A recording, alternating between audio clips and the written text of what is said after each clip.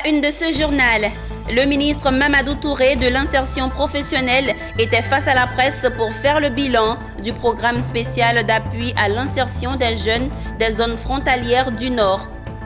Vie chère, l'honorable Bredoumi Soumaïla, porte-parole du PDCI RDA, interpelle le gouvernement. Et puis, dans le cadre d'une action sociale, Citibank soulage les populations du village de Bregbo, localité située au nord de la lagune Ébrié, à proximité de Bingerville. Madame, Monsieur, merci de nous rejoindre pour le journal sur Business 24 Africa. Débutons cette édition en nous intéressant à l'insertion professionnelle. Le ministre Mamadou Touré était face à la presse ce lundi 27 juin. À l'ordre du jour, le bilan du programme spécial d'appui à l'insertion des jeunes des zones frontalières du Nord. Un projet qui s'inscrit dans le programme social du gouvernement sur la période 2022-2024 et qui a pour but de lutter contre la menace terroriste dans la partie nord de la Côte d'Ivoire. Serge Déo, Tima Traoré dans un commentaire de Doris Bessé. Depuis janvier 2022 est mis en œuvre en Côte d'Ivoire le programme spécial d'appui à l'insertion des jeunes des zones frontalières du Nord. 6 mois après le lancement, l'heure est au bilan à mi-parcours de cette phase 1 de ce programme mis en œuvre par le ministère de la Promotion de la Jeunesse, de l'Insertion professionnelle et du Service civique.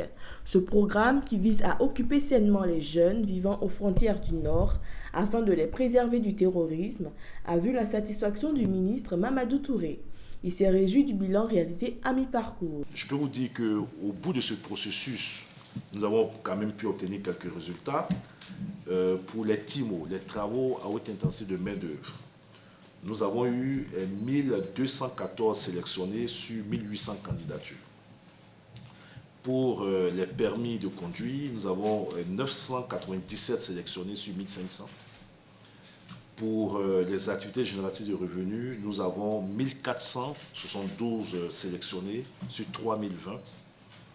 Et pour l'apprentissage, nous avons 274 sélectionnés sur 1500. Pour le fonds d'appui aux acteurs du secteur informel, parce que ça, j'ai oublié de le rappeler, nous avons décidé de dégager une somme de 2 milliards de francs CFA avec des subventions de 250 000 francs CFA pour 8 000 personnes, par personne, 250 francs par personne, pour aider donc certains acteurs qui étaient dans ces zones, certains ont dû se déplacer à cause des attaques, etc., pour leur permettre de reprendre leurs activités. Et donc, pour cette phase, pour la première phase donc, de sélection, sur les 8 000 bénéficiaires attendus, ce sont 1 707 qui sont sélectionnés. Donc, ce qui fait que si on enlève les AVEC, qui viennent avec 3 000 bénéficiaires en surplus et 1 milliard, et qu'on reste sur les objectifs initiaux, sur les 19 812 personnes à traiter d'ici la fin de l'année, la première phase de sélection a permis de sélectionner aujourd'hui, avec les listes disponibles, 5 664 personnes. Il est bon de noter que la Côte d'Ivoire se sent menacée par l'avancée du terrorisme qui sévit chez ses voisins du Nord, Burkina Faso et le Mali notamment. Le gouvernement place donc d'énormes espoirs dans le programme spécial d'appui à l'insertion des jeunes des zones frontalières du Nord, lancé en janvier 2022 et qui se fixe la barre de 60 000 jeunes adhérents. L'Organisation internationale du travail, en synergie avec l'Organisation internationale pour les migrations et l'Union africaine, ont lancé conjointement à Abidjan du 21 au 24 juin 2022 deux projets dénommés Agridom et JLMP Action, des projets qui visent à promouvoir une gouvernance efficace de la migration de la main-d'œuvre en Côte d'Ivoire. Il s'agissait entre autres de renforcer la compréhension des acteurs nationaux sur les concepts clés liés à la migration, au travail et à l'emploi. Le récit de Walter Kofi. La place du migrant ivoirien et étranger dans le processus de recrutement en Côte d'Ivoire comme ailleurs était au centre d'une formation à laquelle a pris part des inspecteurs du travail, agents de recrutement et partenaires sociaux. Une formation avec pour objectif d'améliorer le processus de recrutement équitable des migrants ivoiriens et étrangers afin de leur offrir un travail décent. Pour ce faire, les participants ont donc été instruits durant 3 jours sur la réglementation et normes internationales du travail. Initié par l'Organisation internationale du travail, l'OIT, en collaboration avec l'Union africaine et l'Organisation internationale pour les migrations, l'OIM, ce séminaire de formation rentre dans le cadre d'un projet conjoint dénommé Agridom pour promouvoir la gouvernance efficace et la migration de la main-d'œuvre. En 3 jours, nous avons pu toucher 150 inspecteurs du travail et agences de recrutement ou de placement, qu'elles soient des agences formelles ou informelles. Et l'objectif, c'était vraiment de les former sur les exigences d'un processus de recrutement équitable et éthique pour les migrants. Pas seulement les migrants ivoiriens qui partent dans d'autres pays, notamment à travers le corridor Côte d'Ivoire-Tunisie, mais aussi les migrants qui viennent en Côte d'Ivoire. On sait qu'il y a une population des pays limitrophes qui travaillent en Côte d'Ivoire dans le domaine agricole, dans le domaine du travail domestique, donc qui aussi ont des expériences des fois désastreuses en termes de recrutement. Mais aussi le recrutement des nationaux, parce que le recrutement équitable et éthique, ce n'est pas seulement pour les travailleurs migrants, c'est pour tout travailleur. Alors, le recrutement éthique, c'est une thématique qui est très importante pour l'Organisation internationale pour les migrations, notamment des migrants travailleurs. Le recrutement éthique des migrants travailleurs peut atténuer les risques de vulnérabilité ensuite dans leur parcours migratoire. Donc, c'est une question qui est particulièrement importante partout dans le monde. Également dans la région, et pour les Ivoiriens qui souhaitent partir travailler à l'étranger, mais aussi pour les personnes étrangères qui souhaitent travailler en Côte d'Ivoire. Pour les participants à cette formation tombe à point nommé, dans la mesure qu'elle leur a permis de combler des lacunes avec l'instauration de thématiques nouvelles. En tant qu'inspecteur du travail, je voudrais exprimer ma satisfaction et la satisfaction de l'ensemble de mes collègues qui ont pris part à ces 3 jours de formation. C'est quelque chose d'enrichissant pour nous, car de tout temps, nous avons appelé au renforcement de nos capacités. Lancé le mardi 21 juin 2022, le projet Agridom propose une approche sectorielle en se focalisant sur le secteur du travail domestique et agricole. Il couvre 3 pays de la sous-région, à savoir la Côte d'Ivoire, le Burkina Faso et la Guinée. Initié par l'OIT et l'OIM, il vient mettre fin aux pratiques frauduleuses des agences de recrutement, notamment le manque d'agrément pour exercer et le processus de recrutement des migrants qui se déroule dans l'informel. Le porte-parole du PDCI RDA, Bredoumi Soumaïla, était face à la presse ce lundi à Cocody. Au nombre des sujets abordés, la cherté de la vie, le niveau de dette ivoirienne, l'épineuse question de l'orpaillage clandestin, mais surtout les tarifs du nouveau péage de Grand Bassam. En outre, il a fait le tour de l'actualité sans oublier la tournée d'évaluation du Parti démocratique de Côte d'Ivoire à l'intérieur du pays. Et Ismaël Doza. C'est sans langue de bois que le porte-parole du parti d'Henri Konan Bédié a parlé ce lundi face à la presse. Tous les sujets d'actualité ont été passés en revue par Bredoumi Soumaïla, notamment l'éducation, la vie chère, la dette ivoirienne, mais aussi l'orpaillage clandestin. Avec un taux de réussite de 64,76% au CEPE session 2022, le porte-parole du PDCI a salué les réformes entreprises par le ministère de l'Éducation nationale. Des réformes qui viennent donner le niveau réel des élèves ivoiriens. Le niveau de nos élèves dans les primaires a été longtemps masqué par de faux chiffres. Au niveau de l'enseignement supérieur, les choses sont encore plus sombres. Aucune de nos universités ne figure parmi les 100 premières en Afrique. Aucune. La vie de nos étudiants ressemble à celle des bagnards à certains endroits. Sur les campus, les salles de TP et les bibliothèques n'ont de nom que les murs qui les contiennent. Aucune structure n'est capable de nous situer sur le nombre exact d'étudiants que compte notre pays. Autre sujet évoqué, la question de la dette ivoirienne, trop élevée selon le conférencier. Un problème auquel vient s'ajouter la problématique de l'environnement, surtout la question de l'orpaillage clandestin. Le stock de la dette de notre pays atteint un niveau jamais égalé. En effet, le stock de notre dette était en fin 2010 à 5 281,603 milliards de francs CFA. Retenez bien les chiffres. Il est projeté à 25 701 milliards de francs CFA en 2023 et 29 765,7 milliards de francs CFA en 2025. soit une augmentation de 600% sur la période 2011-2025. Les perspectives ne sont guère à l'optimisme. Au niveau du transport, l'actualité est dominée par la mise en service du péage de Grand Bassam dont les tarifs sont jugés élevés. Quant au transport, il n'y a aucune règle dans les tarifs de transport privé. À chaque jour correspond un destin nouveau et difficile. Ce qui se passe sur le port de péage à Grand Bassam indique clairement que le gouvernement n'a pas pitié des Ivoiriens. Le 7 juin dernier, le PDCI et les autres partis de l'opposition avaient appelé ces parlementaires à soutenir la candidature de Adama Bictogo, candidat du RHDP, parti au pouvoir, au poste de président de l'Assemblée nationale. Un geste qui avait fait couler beaucoup de salive. Mais le porte-parole du PDCI affirme que le parti est dans l'opposition et que cela ne pouvait en aucun cas empêcher le PDCI de dénoncer. Parlons santé à présent dans cette édition. La Fondation Bank of Africa a offert un don en présence d'Abakwaba Ngandji II, roi du peuple Bétibé et des cadres de la BOA, de matériel médical au centre de santé rural d'Akunugbe d'une valeur de 32 millions de francs CFA. Objectif, renforcer le dispositif sanitaire de cet hôpital afin d'améliorer la prise en charge médicale des habitants de la localité. La fondation de la Bank of Africa a procédé à une remise de matériels médicaux et de matériel de bureau, composé entre autres de lits d'hospitalisation, de gants, des tables d'accouchement, au centre de santé rural d'Akunungbe, localité située dans le sud-est de la Côte d'Ivoire, dans le département d'Adiaké, ce vendredi. C'est au total 32 millions de francs CFA qui ont été investis.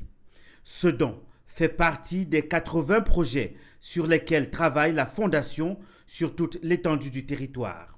Sur ces projets, 35 sont affectés à l'éducation et 25 à la santé. Nous avons livré du matériel médical pour équiper les centres de santé. Donc c'est une de nos actions que nous menons. On construit, on réhabilite, on équipe des fois les centres de santé selon les demandes. Donc la mutuelle nous a sollicité et on a réagi parce que ça rentre dans nos activités. Le médecin-chef du centre de santé d'Etuebwe a représenté le préfet du département d'Adiaké. Il a réceptionné le matériel en sa double casquette de représentant de l'autorité administrative, mais aussi en tant que médecin-chef de l'aire sanitaire d'Etuebwe. Aujourd'hui, le centre de santé rural d'Akunugbe est tout aussi équipé qu'un centre de santé de niveau 2, c'est-à-dire l'équipement est pratiquement le même que celui d'un équipement d'un hôpital général. Mon mot à l'endroit des populations, c'est qu'elles ont là un instrument de qualité. Le président de la mutuelle du village a relevé les bénéfices incommensurables de l'acte posé par la Fondation. C'est inestimable parce que recevoir du matériel de qualité à hauteur de 32 millions pour un centre de santé rural, c'est du costaud.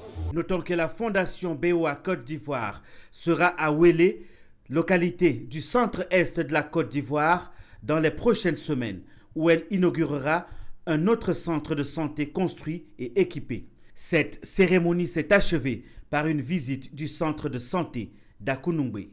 C'était un reportage signé Jean-Yves Koléa, commenté par Pierre Tebeu. Le village de Brébeau était à l'honneur ce 25 juin. Le dispensaire de la localité a été réhabilité en plus d'un don en équipement médical et la récompense des meilleurs élèves en classe d'examen. C'est une action de Citibank à travers sa journée de volontariat dénommée Global Community Day. Une journée de solidarité et de partage qui vise à apporter un appui et du réconfort à un groupe social donné pour une amélioration des conditions de vie collective.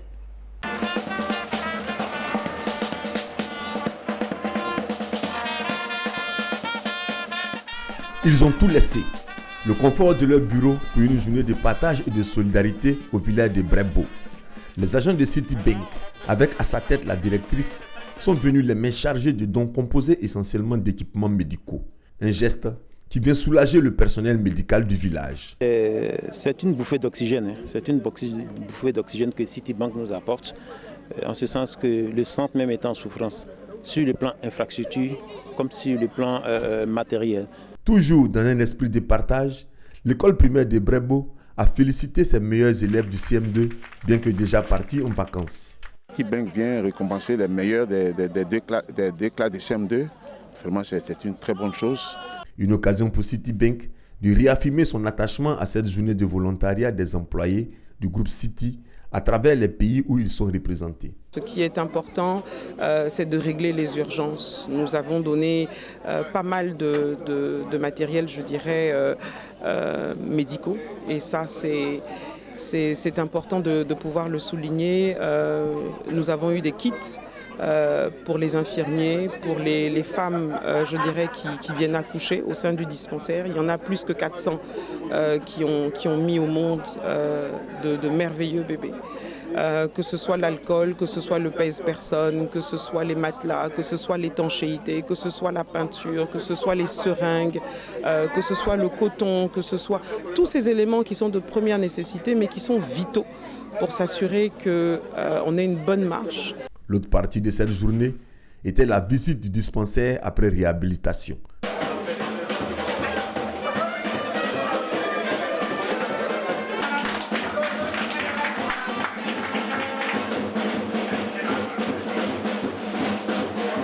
Global Community Day du groupe Citi est une action menée chaque année depuis 16 ans avec un thème pour chaque édition. Cette année, la journée a tourné autour du thème Santé pour tous. Après un an acharné de service aux plus démunis, les clubs services Lyon de la zone 331 ont renouvelé leurs instances. Il s'agit des clubs Calao, Colombe, Freinet et Filao qui ont élu de nouveaux bureaux afin de continuer à servir avec excellence les nécessiteux. Mon désir Nascimento. Fin du mandat 2021-2022 au Lions Club International. Et au niveau du district 403 A2, zone 331, les clubs services ont amorcé le renouvellement de leurs instances. Le samedi 25 juin 2022, plusieurs présidents de clubs ont passé le témoin. Il s'agit des clubs Abidjan Filao, Colombe, Calao, Fraternel, Fresnes et Finis. Ces clubs, après un an acharné de service aux plus démunis, ont renouvelé leurs instances. Avant leur départ, tous les présidents de clubs à tour de rôle ont fait leur bilan. Des bilans sur leurs réalisations, mais surtout sur ce qu'ils laissent à leurs successeurs. Comme au Lions Club Abidjan Filao, et président sortant et président entrant, tous deux sont heureux du chemin parcouru, mais aussi confiants quant à l'avenir. Au crépuscule de ce mandat, le bilan du Lions Club Abidjan Filao se résume ici. Plus de 385 000 personnes servies, environ 160 activités de service, plus de 10 000 heures de bénévolat et 189 000 $ distribués. C'est le lieu de remercier tous les clubs amis avec lesquels nous avons œuvré pour l'obtention de ces excellents résultats, notamment Arc-en-Ciel, Colombe, Etimwe, Fresnes, Passem, Phoenix, Prestige, Pyramide et Océan. Et comment ne pas réserver un salut particulier à tous les amis de Filao, en particulier les jeunes de la 3e génération pour leur soutien sans faille en tout lieu et moment.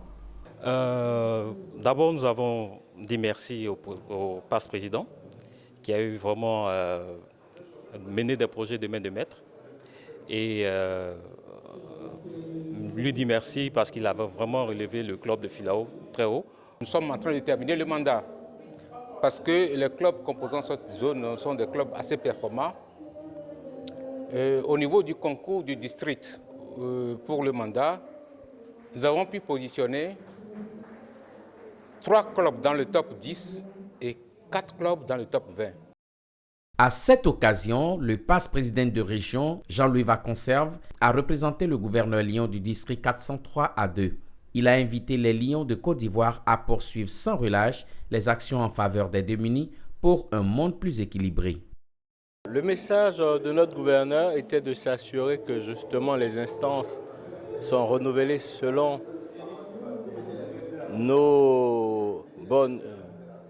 selon les bonnes manières de la bonne gouvernance. Alors s'assurer que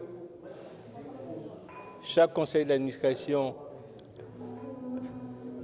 sera doté d'un membre effectif et faire en sorte que l'année qui suivra puisse être une année de service meilleure encore que celle que nous venons de devoir. Les nouveaux présidents, quant à eux, ont tous reçu des cloches émaillées, signe de leur autorité. Après ce cérémonial, place a été faite aux récompenses amicales pour affermir les relations entre les lions. Poursuivons cette édition sur une note sportive. Le Sagbali Ivoire Sport 6e édition continue. Débutée à Montezo le mois dernier, la ville de Dabou a accueilli la deuxième journée le week-end dernier. Une compétition palpitante marquée par des combats en équipe où Dabou a surclassé ses adversaires. C'était en présence de Philippe Zabo. N'oubliez pas qu'au Sagbali, c'est la force, mais c'est aussi la technique. C'est fini. Mettre son adversaire à même le sol, soit observation, rapidité, esquive, force et intelligence. Voici les qualités que doit avoir un vrai sagbasseur. Entendez par là un pratiquant du sagbali. Ce sport typiquement ivoirien qui consiste à faire tomber son adversaire sans lui porter de coups. Un sport difficile mais que les sagbasseurs aiment. Voilà, donc la raison pour laquelle je suis ici à Dabou, c'est que bon, je suis venu compétir pour l'honneur de ma région. Pourquoi c'est difficile, hein? C'est difficile, donc quoi? C'est pas facile parce que chaque athlète veut gagner, veut mettre du tien pour pouvoir gagner. Le Sagbali Ivoire Sport, un sport particulier aux règles particulières. Au Sagbali, nous avons ce qu'on appelle le bia. Au bia, ce qu'on appelle le bia au Sagbali, c'est un round qui compte 6 minutes. Au deuxième bia, on parle de 6 minutes aussi. Maintenant, lorsqu'il y a égalité entre les deux équipes ou bien entre les deux concurrents, nous passons maintenant à un bia de 3 minutes. Maintenant, au bia, pour pouvoir gagner un combat, il faut pouvoir mettre son adversaire carrément sur le ventre ou sur le dos. Ou aussi porter son adversaire vers le haut. Là, on arrête le combat, vous avez parfaitement gagné. Quant à la compétition, elle a opposé 3 équipes, à l'épée, Makori et Dabou, Abobo ayant fait défection. Après plusieurs combats, c'est Dabou qui est sorti victorieux avec 7 victoires devant Makori. Dabou, dont le représentant du maire découvre le Sagbali. C'est fascinant et c'est plaisant. C'est la tradition et la tradition, il faut pouvoir l'éveiller. Et la tradition, il faut pouvoir sauvegarder cette tradition. Et c'est vraiment plaisant. Et je suis ravi d'assister à cette compétition à la place de M. le maire. Après l'étape de Dabou, le commissaire général donne la suite du programme du Sagbali Ivoire Sport. Après Dabou, nous comptons déposer nos valises à San Pedro. Nous comptons déposer nos valises à San Pedro. Et puis, voilà, essayer de faire un petit tour de 6 villes. Comme nous sommes à la 2e ville, nous allons faire la 3e ville qui est San Pedro. Et puis après, nous allons partir pour les demi-finales à Yamoussoukro et les finales à Oundouzi. Pour rappel, le Sagbali Ivoire Sport est né des ghettos ivoiriens. Il veut aider les jeunes à sortir de la misère et de la rue et à s'insérer dans le tissu social en employant leurs muscles à bon escient. L'Afrique est confrontée à une série de problèmes de santé résultant des interactions entre les hommes, les animaux et l'environnement. Pour lutter contre ces maladies dans une approche une seule santé, les chercheurs africains regroupés au sein de Africa One Spire ont durant 6 ans organisé des formations de renforcement de capacités et de recherche. Ils se sont réunis à Yamoussoukro pour présenter le bilan de leurs travaux, puis se sont rendus à Tabo où ils ont visité les malades de l'ulcère de Buruli.